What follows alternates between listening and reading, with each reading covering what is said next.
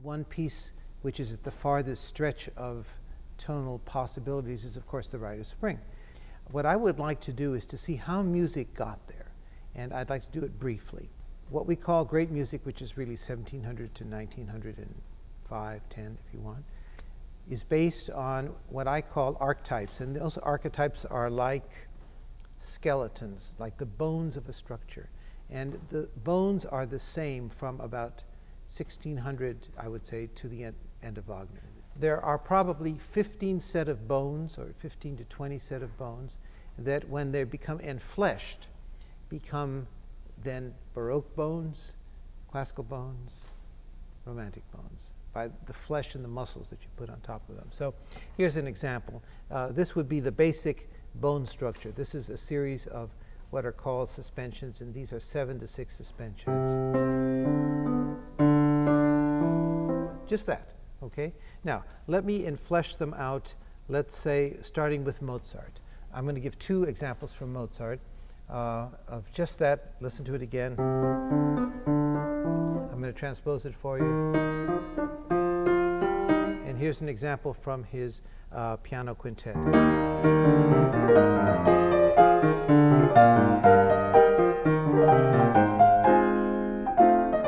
Another example from Mozart.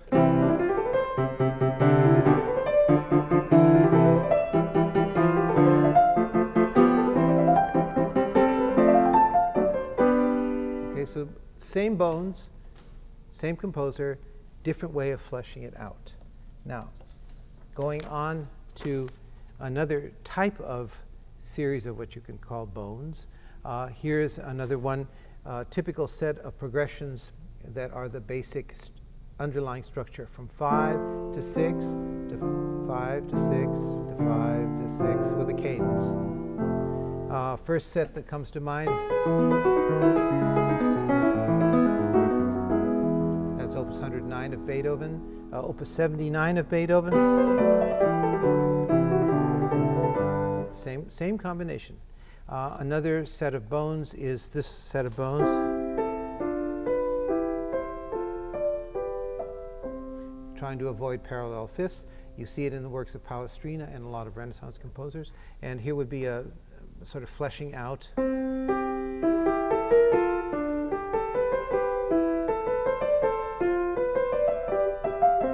And the going down version.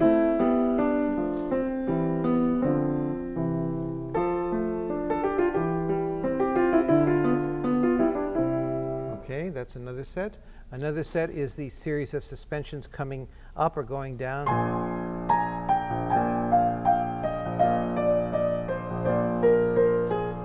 From Mozart's 39th Symphony.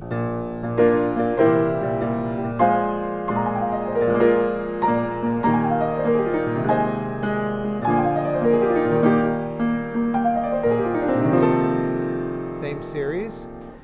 And the reverse can also happen, and you can watch this on the keyboard. This is where you go up instead, and this is how the voices work. The bottom middle voice crosses over, forms a suspension, and crosses over, forms another suspension. That's another set of bones, okay? You will find that there are perhaps 15 of those which pervade all of tonal music through Wagner. And when you get to 1900, those sets of basic archetypes stop being used, but gradually. So let's try an experiment. Let's say that if you, let's do it with other kinds of chords.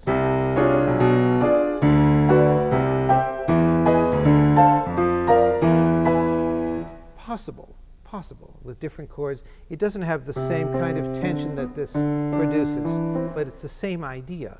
Now, as you get to the middle parts of the early 1910s, you start to find a breaking up of what you call normal tonality and different versions. There's a French version, which is, of course, Debussy and Ravel. We all know what it sounds like. We don't have to say much about it, except to realize that Debussy is very involved in parallelisms.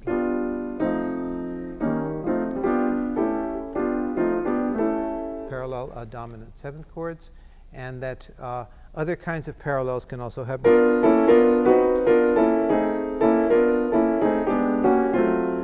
kinds of parallelisms. And when you hit that problematic time, which I would say is 1910, you end up with distinctly different points of view. I'm going to pick what we call free atonality, and of course the best known piece from that period is Schoenberg's Opus 11. I don't have it in front of me, but I'll improvise in a what we call free atonal way. So if I start this way,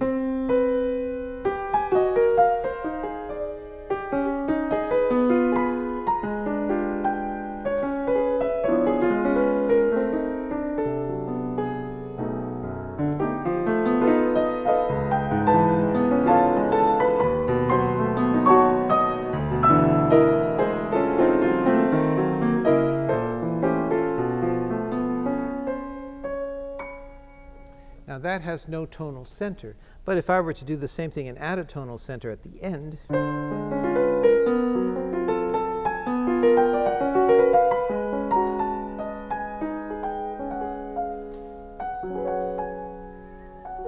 there you go.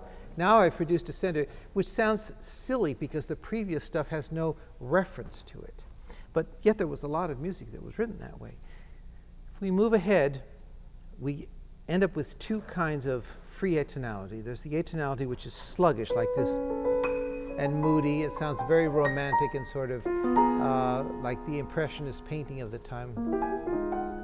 And then the only audience-friendly music, from my standpoint, from this point of view, is if, in fact, it has excitement and speed. So that instead of sounding like this sort of moody, you're in a bad mood, you're in a good mood, it has this.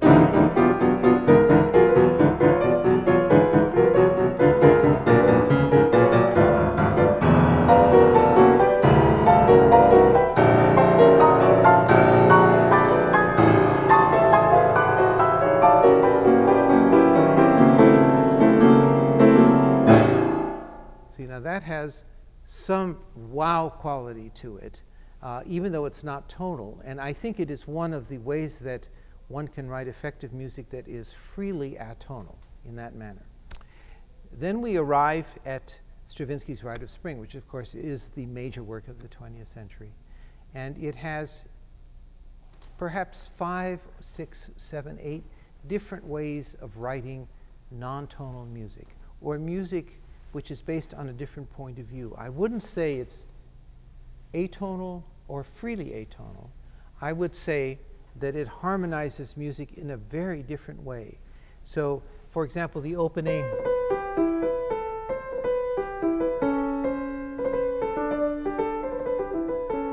and this section that continues here.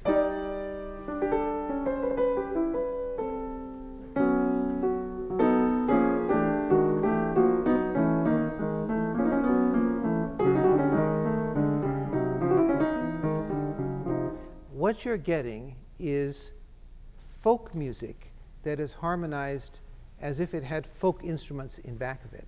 So if you take another folk tune like,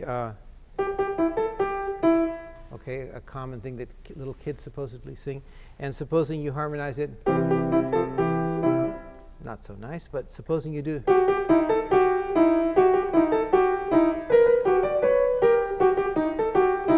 Or let's say we add chords that might be parallelism chords.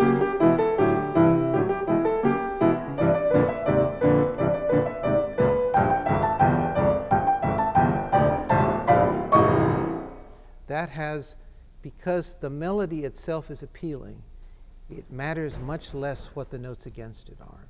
So going back to Stravinsky, which almost sounds like a Broadway tune, doesn't it? But it's harmonized in this way.